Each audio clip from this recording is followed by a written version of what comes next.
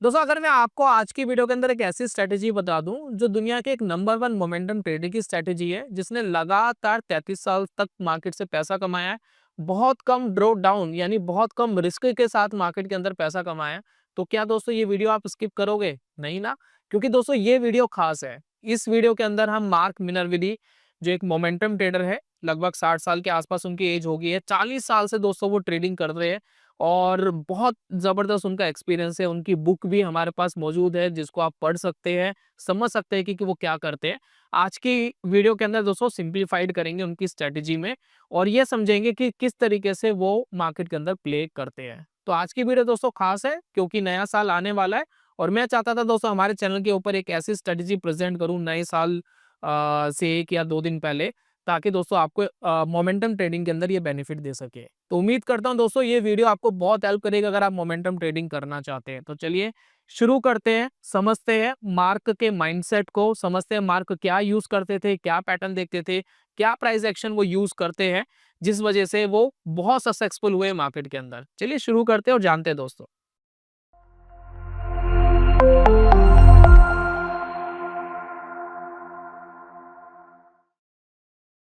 बहुत बहुत स्वागत है दोस्तों आप सभी का ट्रेडिंग चैनल के यूट्यूब चैनल में। मेरा नाम है दोस्तों अनमोल मित्तल। तो सबसे पहले दोस्तों मार्क की स्ट्रेटजी समझने से पहले ये समझना पड़ेगा कि मार्क किस तरीके के स्टॉक्स को डिफाइन करना पसंद करते थे। देखिए स्टॉक्स के साथ ना मार्केट कंडीशन बहुत इंपॉर्टेंट है। जितना दोस्तों आप मार्क को पढ़ोगे, मैं बुक में बताई गई रटी रटाई बातें आपके साथ शेयर नहीं कर रहा। मैं इस तरीके से आपको चीजें एक्सप्लेन करूंगा ताकि आपको समझ भी आए कि मार्क बेसिकली क्या कहना चाह रहे हैं। तो सबसे इंपॉर्टेंट चीज जो मार्क कहते हैं, स्टॉक की चाल किस तरीके से चलती है और मार्केट की चाल किस तरीके से चलती है, दोनों को दोस्तों आपको समझना पड़ेगा। तो जैसे कि दोस्तों आप स्क्रीन के ऊपर फोकस करिए, सिंपल चीज समझने की कोशिश करना। देखिए मैं कोई थ्योरेटिकल चीज नहीं बता रहा, आप नॉर्मल नॉर्मल समझेंगे तो समझ में आएगा कि मैं क्या कह रहा हूँ। बहुत ज्यादा आपको डीपली भी नहीं जाने की जरूरत है, सिंपलिसिटी से समझेंगे, कुछ मूविंग एवरेजेस लगाएंगे और उससे दोस्तों आपको काफी हद तक आइडिया लग जाएगा कि किन स्टॉक्स के अंदर हाथ लगाना है, किन स्टॉक से दूर रहना है। तो जैसे कि दोस्तों मार्क कहते हैं बहुत सिंपलिसिटी से, मार्केट के 4 फेसिस होते हैं। पहला दोस्तों होता है स्टेज 1। स्टेज 1 में क्या होता है कि स्टॉक ना एक्यूमुलेशन करता है, यानी एक साइडवेज कंसोलिडेशन में रहेगा। अब ये कंसोलिडेशन टॉप साइड भी हो सकती है, बॉटम साइड भी हो सकती है, इससे कोई फर्क नहीं पड़ता। ठीक है, मार्केट के अंदर रहता है कि स्टेज 1। स्टेज 1 के बाद मार्केट में आता है कि स्टेज 2 जिसमें मार्केट ऊपर की तरफ भागता है। ठीक है, इसको दोस्तों कहते हैं स्टेज 2।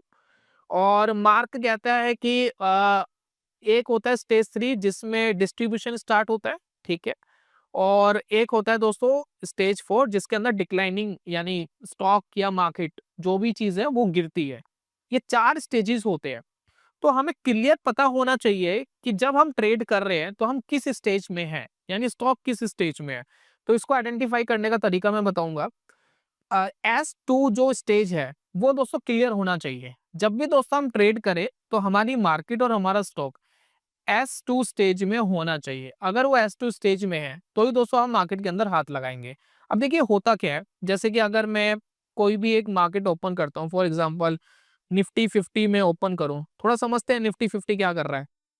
तो यहाँ पर दोस्तों फोकस करिए और समझने की कोशिश करिए मार्केट क्या कर रहा है। अगर मैं यहाँ पर थोड़ा सा ध्यान दूं तो मुझे पता लगेगा कि ये जो पर्टिकुलर एरिया था, तो इसमें मार्केट एडवांसिंग मोड में चल रहा था, यानी मार्केट ऊपर जा रहा था, बहुत तेजी से नहीं लेकिन ऊपर जा रहा था। तो इसको अगर मैं ये कहूँ कि ये S2 फेस है तो ये कहना गलत नहीं होगा, मार्केट ऊपर जा रहा था। लेकिन उसके बाद देखिए इस पर्टिकुलर एरिया में मार्केट रुक गया। ठीक है, ये है दोस्तों निफ्टी 50 का चार्ट।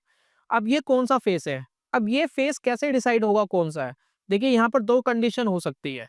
अगर मार्केट यहाँ से नीचे जाना शुरू हो जाता है तो ऑब्वियसली हम इसको S3 फेस कहेंगे और इस नीचे वाले को S4 फेस कहेंगे। लेकिन जरूरी नहीं है कि S2 के बाद अगर मार्केट रुक रहा है तो उसके बाद S3 ही आएगा। मार्क क्या कहने की कोशिश कर रहे हैं कि अगर मार्केट यहाँ रुक रहा है, ठीक है, और यहाँ से देखिए मार्केट यहाँ से ऊपर जाना शुरू हो जाता है, तो ये जरूरी नहीं है कि S3 फेस है, यानी ये S1 फेस हो जाएगा। तो ये दोस्तों कहने की कोशिश कर रहे हैं मार्क कि आप जब भी मार्केट के अंदर ट्रेड ले, मेक श्योर कि वो S2 फेस में होना चाहिए, यानी इस फेस में होना चाहिए। इस फेस में क्या ट्रेड करना चाहिए, ऑब्वियसली कुछ अपॉर्चुनिटीज मिलेगी, ट्रेड कम करना चाहिए। क्योंकि ऐसी कंडीशंस में क्या होता है कि अगर आप मोमेंटम ट्रेडर है तो ज्यादातर आपके ब्रेकआउट्स फेल होते हैं। स्टॉक ब्रेकआउट करेंगे, फेल होंगे, उतना नहीं भागेंगे जितना भागना चाहिए। तो रिस्क एंड रिवॉर्ड रेशियो बहुत ज्यादा फेवरेबल नहीं होता। तो ऐसी कंडीशन में कम पैसे से ट्रेड करो, ज्यादा कैश के अंदर बैठ जाओ, ठीक है। थोड़ा बहुत ट्रेड करना पड़ेगा, थोड़ा बहुत ट्रेड नहीं करोगे तो ऑब्वियसली आपकी हैबिट भी टूट जाती है, प्लस मार्केट से थोड़ा सा आप डी अटैच हो जाते हो, तो थोड़ा सा अटैचमेंट रहनी जरूरी है। तो मार्क बेसिकली ये कहने की कोशिश कर रहा है। अभी हम निफ्टी 50 की बात करें, एक्यूमुलेशन फेस हो सकता है ये, क्योंकि जितने भी एक्सपर्ट की राय आ रही है उस हिसाब से एक्यूमुलेशन फेस चल रहा है। जिस दिन देखिए ये ऊपर की तरफ इस तरीके से ट्रॉल करना शुरू करेगा, तो आप देखिए बहुत सारे जो कंपनीज है, मोमेंटम स्टॉक्स है, वो तेजी से मोमेंटम देंगे। तो जहां हम 2 4 5% के लिए स्ट्रगल कर रहे हैं, स्टॉक भागते नहीं है, वहां एक एक दो दो दिन के अंदर बहुत इजीली स्टॉक 5 10% 15% भाग जाते हैं। तो नॉर्मली दोस्तों ऐसा ही होता है जब मार्केट तेजी वाली फेज में होता है। तो ये दोस्तों मार्क कहने की कोशिश कर रहे हैं, ठीक है।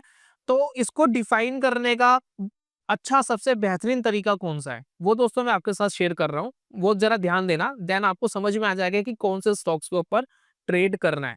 अभी दोस्तों जो निफ्टी 50 की अगर हम बात करें, कंडीशन बहुत ज्यादा स्ट्रॉन्ग नहीं है, ठीक है, कंसोलिडेशन फेज चल रहा है। अब ऐसी कंडीशन में बहुत कम स्टॉक ऐसे हैं जो मोमेंटम के साथ प्ले कर रहे हैं, लेकिन जब मार्केट अच्छा होता है तो बहुत सारे स्टॉक होते हैं जो मोमेंटम के साथ प्ले कर रहे होते हैं, ठीक है।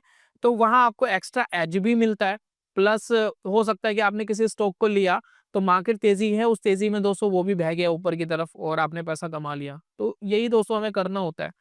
तो यहाँ पर दोस्तों एक स्टॉक लगा रहा हूँ क्यूपिड, रिसेंट का डाटा नहीं लगाऊंगा, थोड़ा सा बैक करूंगा इसको, ठीक है। तो as per SEBI rule regulations हम 3 महीने पुराना डाटा के ऊपर ही एनालिसिस कर सकते हैं।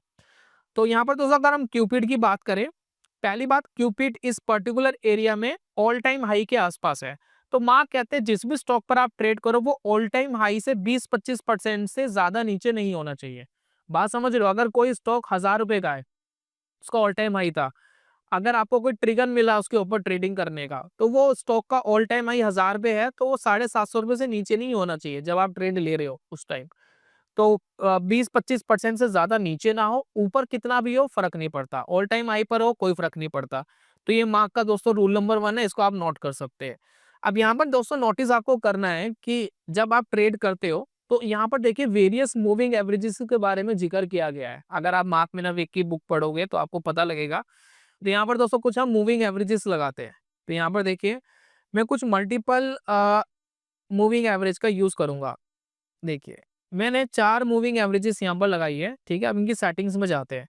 पहली मूविंग एवरेज जिसका मार्क जिक्र करते हैं कि स्टॉक अपने 200 मूविंग एवरेज के ऊपर होना चाहिए, ठीक है। तो ये हमारी जो है एक मेन स्ट्रेंथ है, और इसमें इसका कलर हम ब्लैक कर लेते हैं, यानी ये हमारी जो है एक बहुत ही स्ट्रॉन्ग लाइन है, ठीक है।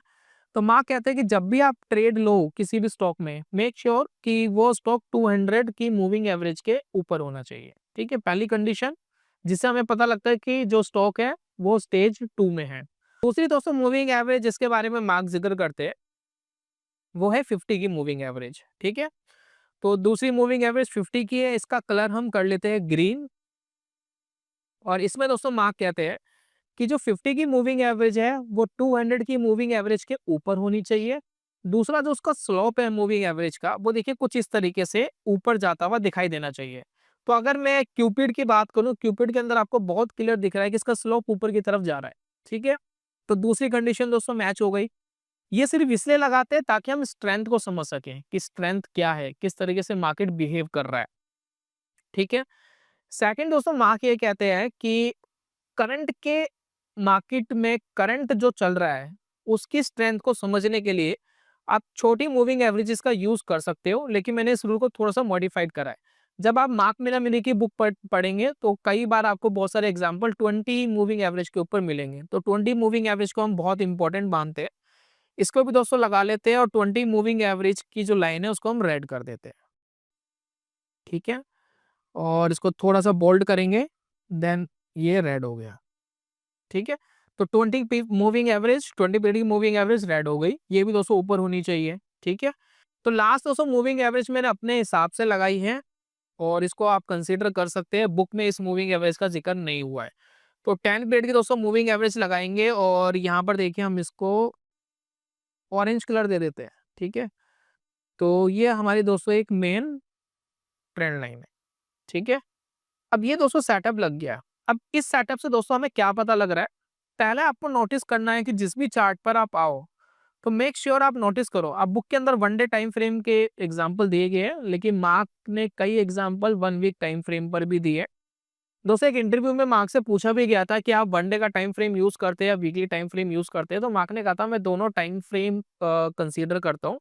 मेन ट्रेंड को समझने के लिए मैं वीकली टाइम फ्रेम यूज कर लेता हूँ, और करंट मोमेंटम समझने के लिए वो डेली टाइम फ्रेम भी यूज करते हैं। लेकिन जितने ज्यादातर एग्जाम्पल है वो 1 डे के टाइम फ्रेम पर ही कंसीडर किए जाते हैं। वीसीपी भी कई बार 1 डे टाइम फ्रेम पर ही कंसीडर किया जाता है। तो अगर आप मार्क की स्ट्रेटेजी यूज कर रहे हैं तो मेक श्योर कि 1 डे टाइम फ्रेम पर आप कंसीडर करें चीजों को। बाकी ट्रेंड समझने के लिए वीकली यूज कर सकते हैं कि ट्रेंड बेसिकली क्या चल रहा है।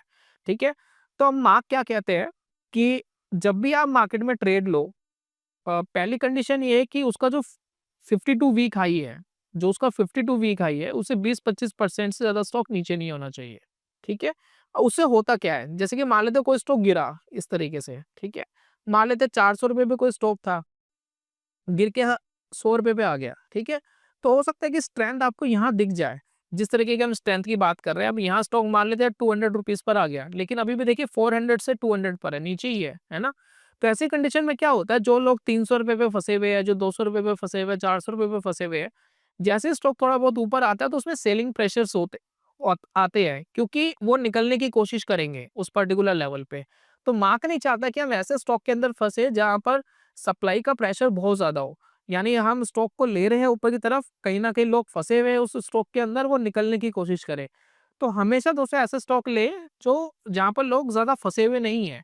10-15-20% स्टॉक नीचे गया हुआ है अपने 52 वीक हाई से, उतना ही नीचे है, तो वहां पर आपको ज्यादा डरने की जरूरत नहीं है। ठीक है, तो अब यहाँ पर देखिए, पहली कंडीशन ये है कि स्टॉक 200 मूविंग एवरेज के ऊपर होना चाहिए, हमारी कंडीशन मैच हो गई। ठीक है, तो आप देखेंगे काफी टाइम से ऊपर। मार्क ये भी कहते हैं कि मिनिमम 2 मंथ होने चाहिए जिसके वो ऊपर हो। तो अगर मैं यहाँ कोई ट्रेड लेने की कोशिश करूं तो पिछले 2 महीने से वो 200 मूविंग एवरेज के ऊपर है, उसका जो स्लोप है, स्लोप भी धीरे धीरे मूविंग एवरेज के ऊपर जाना स्टार्ट हो गया। ठीक है, पहली कंडीशन मैच हो गई।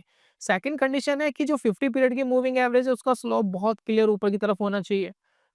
ये मैच है, दोनों मूविंग एवरेज एक दूसरे के ऊपर है। ठीक है, 50 की मूविंग एवरेज ऊपर है। अगर आप नोटिस करेंगे दोनों मूविंग एवरेज की जो चाल है वो कुछ इस तरीके से दिखनी चाहिए। ये देखिए दोनों के बीच में गैप्स बढ़ रहे हैं, तो ये गैप्स बढ़ते हुए दिखाई देने चाहिए। ये होच पोच वाली मूविंग एवरेज कुछ इस तरीके से डाउन वाली ये नहीं चलेगी, इससे आपका जो ट्रेंड है वो पॉजिटिव नहीं है। उसके बाद दोस्तों हम आते हैं एक जो हमारी मेन मूविंग एवरेजेस है, दो मूविंग एवरेजेस है। एक है दोस्तों 20 पीरियड की मूविंग एवरेज जो रेड कलर की है, एक 10 पीरियड की मूविंग एवरेज जो ऑरेंज कलर की है। तो जब भी आप मार्केट में ट्रेडिंग अपॉर्चुनिटीज ढूंढे तो आपको मेक श्योर करना है कि स्टॉक दोनों मूविंग एवरेजेस के ऊपर मार्केट में अच्छे से ट्रेड कर रहा हो। तो आप हमेशा नोटिस करना, जो भी हाई मोमेंटम स्टॉक्स होते हैं, जो भी मार्केट के अंदर मोमेंटम करेंगे, कोई भी स्टॉक उठा के देखना, अगर कोई स्टॉक मोमेंटम में चल रहा है तो वो इन दोनों मूविंग एवरेज के ऊपर ही ट्रेड करेगा। जैसे कि आप देखिए क्यूपिड में अगर मैं बात करूं तो इस मूविंग एवरेज के ऊपर, दोनों मूविंग एवरेज के ऊपर ही ट्रेड करेगा। जैसे दोस्तों 10 पीरियड की मूविंग एवरेज के नीचे आता है तो आपको अलर्ट हो जाना चाहिए कि यहाँ कुछ खराबी है। 20 पीरियड की मूविंग एवरेज के नीचे तो आपको एग्जिट कर देना चाहिए। तो जो भी स्टॉक आप मार्केट के अंदर देखे तो आपको मिलेगी अपॉर्चुनिटीज यहाँ पर ट्रेड करने की। मार्केट ऊपर गया, थोड़ा बहुत करेक्शन करता है तो आप करेक्शन में एंट्री कर सकते हैं, फिर ऊपर गया करेक्शन में एंट्री कर सकते हैं, ऊपर गया प्रॉफिट बुकिंग वगैरह अपने हिसाब से आप प्लान कर सकते हैं। मार्केट नीचे गया फिर आप करेक्शन का वेट कर सकते हैं। तो ये दोस्तों तरीका है जिसमें आप मार्केट का मोमेंटम प्ले कर सकते हैं। तो जैसे कि दोस्तों अगर मैं क्यूपिड की बात करूं, देखिए किस चीज की मार्क बात कर रहे हैं। पहली बात तो आपको स्टेज 2 बहुत अच्छे से क्लियर हो गया कि स्टेज 2 क्या होता है, मार्केट का स्ट्रेंथ क्या होता है, ये दोस्तों हमें समझ में आ गया। अब वो एक पैटर्न की बात करते हैं, बेसिकली पैटर्न नहीं है, एक प्राइस एक्शन है जिसको वो कहते हैं वीसीपी यानी वॉलेटिलिटी कॉन्ट्रैक्शन पैटर्न। यानी मार्क जब भी ट्रेड लेते हैं तो वो वीसीपी जरूर देखते हैं। अब वीसीपी क्या होता है जरा इसको समझते हैं।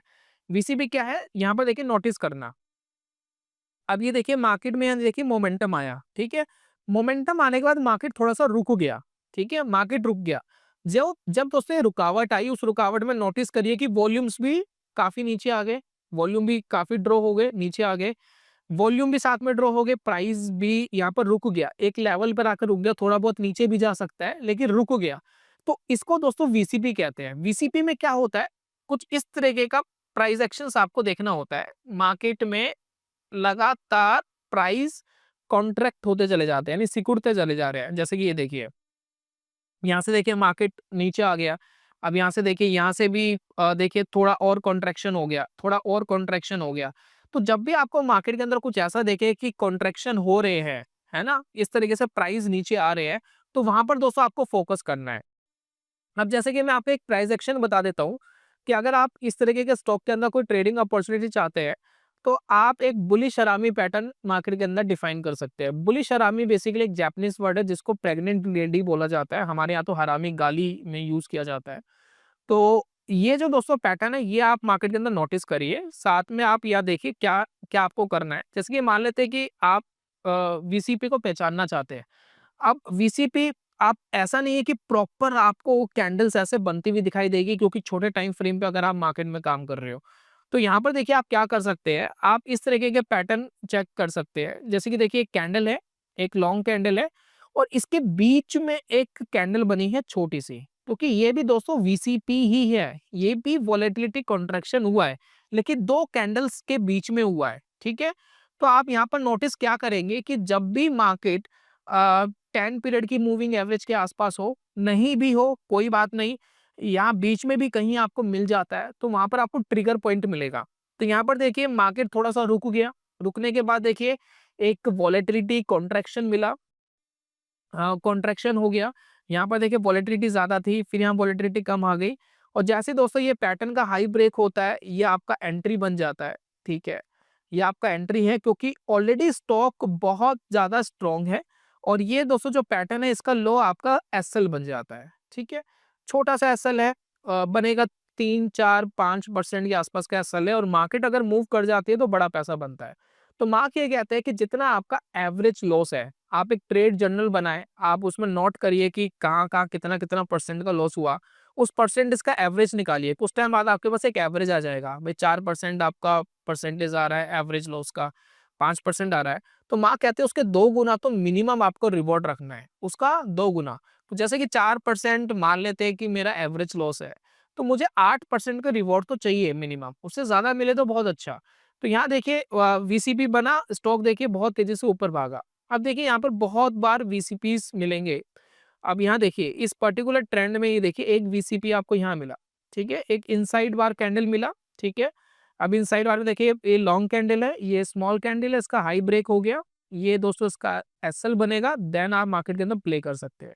तो आपको हमेशा ऐसे स्टॉक चूज करने हैं जो बहुत अच्छे से इन सभी मूविंग एवरेज की रिस्पेक्ट कर रहे हैं, ठीक है। बहुत सारे स्टॉक रिस्पेक्ट नहीं करेंगे तो ट्रेड सेटअप नहीं बनेगा। अब देखिए यहाँ भी एक वीसीपी बन रहा है, ये देखिए एक लॉन्ग कैंडल है, इसके अंडर में देखिए 3 4 कैंडल्स आ गई हैं, ठीक है। तो जब भी इसका हाई ब्रेक होगा, एंट्री बनेगा, और इस मदर कैंडल के नीचे आप अपना स्टॉप लॉस लगाएंगे, ठीक है।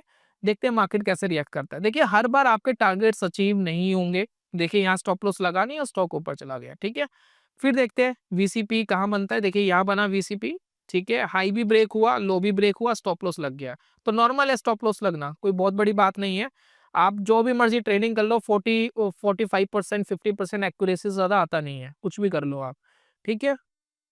तो मेक श्योर अब यहाँ पर देखिए आपको वीसीपी बन रहा है, देखिए ये, ठीक है, इसका हाई ब्रेक होता है, देन एंट्री बनेगा, और उसके लो के नीचे स्टॉप लॉस ले सकते हैं। और मदर कैंडल बहुत बड़ी हो, स्टॉप लॉस बहुत बड़ा हो तो छोड़ दीजिए, कोई प्रॉब्लम नहीं है कि सभी आपको ट्रेड करने हैं, ठीक है।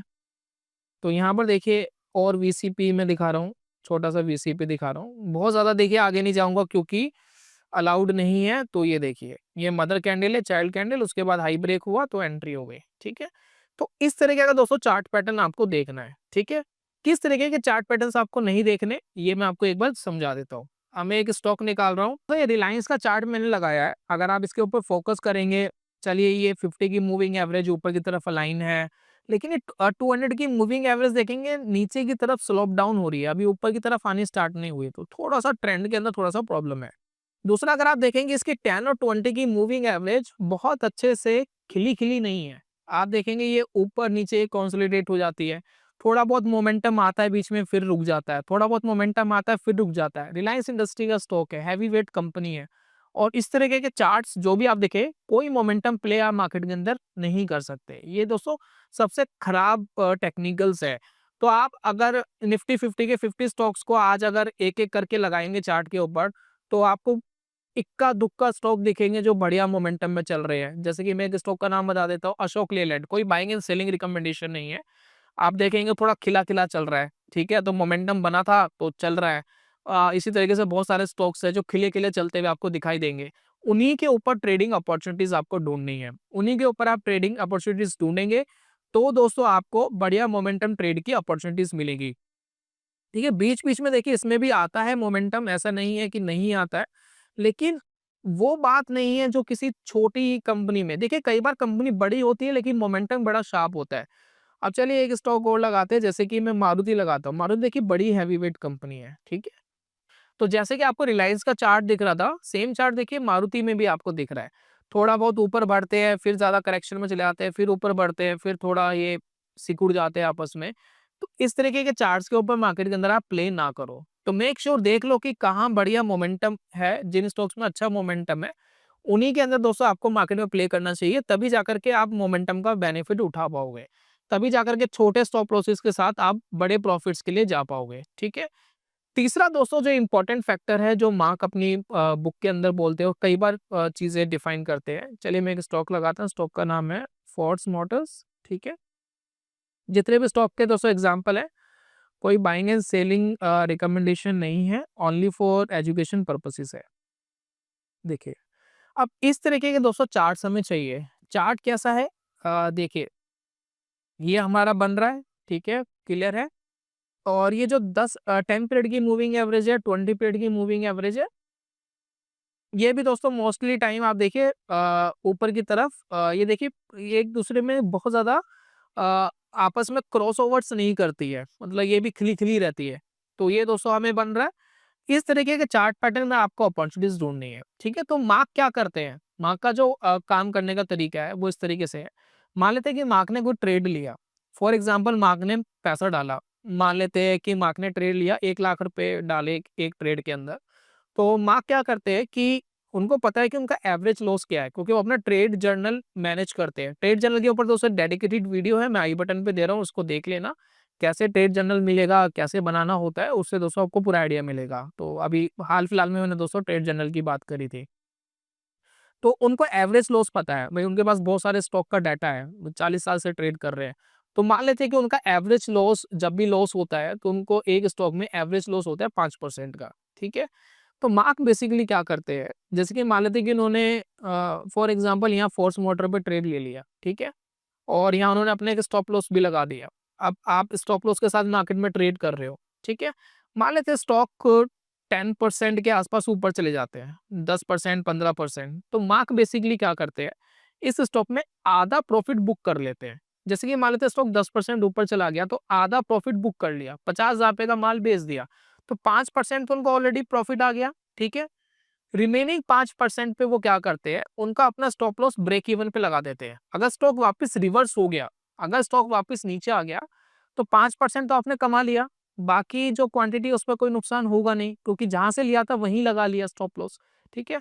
तो यहाँ मान लेते हैं 10,000 रुपए पे आपने एंट्री करी, ठीक है? 10,000 वाली चीज़ 11,000 की हो गई, ठीक है? 10% का प्रॉफिट आ रहा है, मार्क ने आधा बेच दिया, आधा जो बचा हुआ है उसपे 10,000 का स्टॉप लॉस लगा दिया। अब माँ क्या करते हैं कि वो जो रिमेनिंग पैसा है उसको ट्रेल होने देते हैं। कब तक ट्रेल होने देंगे? जब तक वो 10 पीरियड की मूविंग एवरेज के नीचे ना आ जाए, अच्छे से क्रॉस ना कर दे, और बाकी आप चाल देखिए। देखिए इस पर्टिकुलर चाल में आपको ये पता लग रहा है कि 10 पीरियड की मूविंग एवरेज पर नॉर्मली ये स्टॉक टच करता है, नॉर्मली टच करता है। लेकिन 20 पीरियड की मूविंग एवरेज की रिस्पेक्ट करता है। तो आप देखेंगे जितने भी यहाँ पर करेक्शन आई है वो 10 पीरियड की मूविंग एवरेज पर आई है, देन स्टॉक ऊपर गया है। तो आपको स्टॉक का बिहेवियर पता है कि बिहेवियर है कि 10 पीरियड की मूविंग एवरेज पर टच करता है, 20 पीरियड की रिस्पेक्ट करता है। तो आपको इस स्टॉक से कब बाहर निकलना चाहिए? आपको इस स्टॉक से बाहर निकलना चाहिए जब वो 20 पीरियड की मूविंग एवरेज के नीचे आ जाए। तो अगर मैं इस स्टॉक में बाहर निकलूँगा तो यहाँ निकल जाऊँगा, ठीक है? तो 5% आप ऑलरेडी कमा चुके थे। रिमेनिंग जो क्वांटिटी है, मान लेते हैं आप 10,000 रुपए पे एंट्री करी थी। अब एग्ज़िट देखिए यहाँ पर हुआ लगभग 16,000 के आसपास, 17,000 के आसपास मान लेते हैं एग्ज़िट हुआ। तो इस 16-17,000 में देखिए उन्होंने 25-30%, 30-40% का रिटर्न कमाया। जो रिमेनिंग क्वांटिटी थी उस पे 50% का कमाया, ऑल ओवर क्वांटिटी पे 25-30% का रिटर्न कमाया। तो ये दोस्तों उनकी स्ट्रैटेजी है, इस तरीके से वो मार्केट के अंदर काम करते हैं। तो ये यही सेम चीज आपको रिपीट करनी होती है। किसी भी चीज को दोस्तों अचीव करना है, जिसने उसको अचीव करा है उसको दोस्तों सिर्फ फॉलो करना है और आपको उसको कॉपी पेस्ट करना है, बस इतना ही दोस्तों करना होता है। तो माँ कहते हैं सिर्फ इतना करने से देखिए 3-4-5% का रिस्क बहुत बड़े रिस्क नहीं होते, ठीक है। मार्केट अगर 1 साल, 1.5 साल में अच्छा परफॉर्म नहीं कर रही, ऑब्वियसली आपके रिटर्न्स भी अच्छे नहीं आएँगे। हो सकता है कि आपका ड्रॉ डाउन भी आ जाए, थोड़ा-सा पैसा डाउन हो जाए।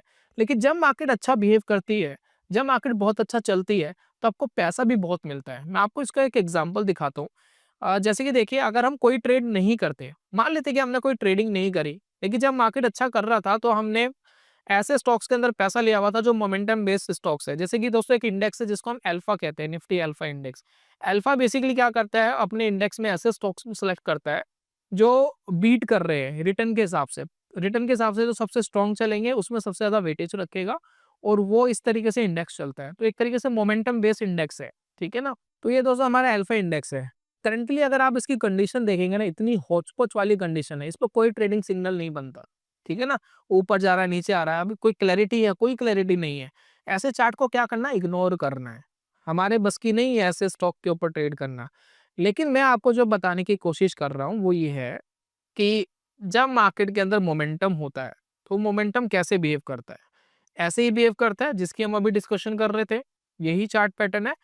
ध्यान दीजिए 2023 बहुत ज़्यादा पुरानी बात नहीं है, 2 साल पीछे ही मैं आपको लेके जा रहा हूँ। 2023 जून में मार्केट भी तेज चल रहा था और ये भी तेज चल रहा था। ये 29,000 रुपए का था। कितने का था? 29,000 रुपए का ये पूरा इंडेक्स था। और इसमें कोई ट्रेडिंग अगर नहीं करते, सिर्फ इन्वेस्टमेंट करते, तो आप देखिए ये 29,000 रुपए की चीज़ 61,000 रुपए की भी हो गई। तो डबल हो गया पैसा। कितने टाइम में? लगभग 1 साल में। 1 साल में पैसा डबल हो जाना कम रिटर्न नहीं होता, बहुत रिटर्न होता है। यानी 1 लाख लगाया 2 लाख हो गया, 10 लाख लगाया 20 लाख हो गया और बैंक के अंदर ये पैसा रखते तो 10 साल लगते हैं डबल होने में, ठीक है? तो जब मार्केट के अंदर मोमेंटम होता है तो इस तरीके के इंडेक्स जब डबल रिटर्न दे जाते हैं तो आप ट्रेडिंग के अंदर जो अपना दिमाग लगा रहे हो, थोड़ा बहुत टाइमिंग करने की कोशिश कर रहे हो, रिस्क मैनेज करने की कोशिश कर रहे हो, तो वो दोस्तों क्यों नहीं करेंगे। तो ये दोस्तों पूरा मैंने सेटअप आपको समझा दिया, किस तरीके के स्टॉक्स देखने हैं, किस तरीके से एंट्री एग्जिट करना है। अब ये दोस्तों आपको सिलेक्ट करना है। कभी भी दोस्तों बहुत ज्यादा वोलेटाइल स्टॉक्स पे ट्रेड मत करना, जो सडनली 4-5% ऊपर, सडनली 4-5% नीचे, तो वो दोस्तों नहीं करना। तो वॉल्यूम कैप्चर करना है, वॉल्यूम कॉन्ट्रैक्शन में डाउन होना चाहिए, वापस अगेन वॉल्यूम्स आ रहे हैं। देखिए वॉल्यूम की हमने अभी डिस्कशन नहीं करी है, मैं दोबारा डिस्कशन दे रहा हूँ आपको, प्लीज नोट करना, क्यूपिड पे वापस जाते हैं। तो वॉल्यूम में बेसिकली देखिए क्या होता है, अगर आप नोटिस करेंगे, वॉल्यूम आपको क्या बताता है कि मार्केट के अंदर बाइंग आ रही है नहीं आ रही। तो आप यहाँ पर नोटिस करेंगे जब भी बाइंग आएगी वॉल्यूम देखिए आपको स्पाइक करते हुए दिखाई देंगे। जब भी दोस्तों मार्केट करेक्ट करेगा वॉल्यूम देखिए ड्राई हो जाएंगे, नीचे चले जाएंगे। तो आपको ये पैटर्न हमेशा देखना है कि जब स्टॉक बढ़ रहा था वॉल्यूम अप थे, स्टॉक करेक्शन मोड में आ गया, वीसीबी बनाने की कोशिश कर रहा है, तो वहां दोस्तों वॉल्यूम ड्राई हो गए। जब भी आपको इस तरीके का पैटर्न मिल रहा है यानी वॉल्यूम सपोर्टेड है, स्टॉक के अंदर बाइंग है और स्मार्ट मनी मार्केट के अंदर एंटर कर रहे हैं, प्लेयर मार्केट के अंदर एंटर कर रहे हैं। लास्ट में दोस्तों जो मोस्ट इंपॉर्टेंट चीज है जो मार्क करते हैं, लास्ट वाली चीज है वो है डाइवर्सिफिकेशन। कितना डाइवर्सिफाइड करना है? तो मार्क कहते हैं ओवर डाइवर्सिफाइड नहीं करना है, अपने स्टॉक को 5 से 6 स्टॉक के अंदर डाइवर्सिफाइड करिए। अगर आप मार्केट के अंदर 60,000 रुपये मार्केट में इन्वेस्ट कर रहे हैं ट्रेडिंग करने के लिए, तो 60,000 रुपये को 6 भाग में डिवाइड कर दीजिए, एक स्टॉक के ऊपर 10,000 रुपये आप लगाए और उससे आप ट्रेड करना शुरू करें।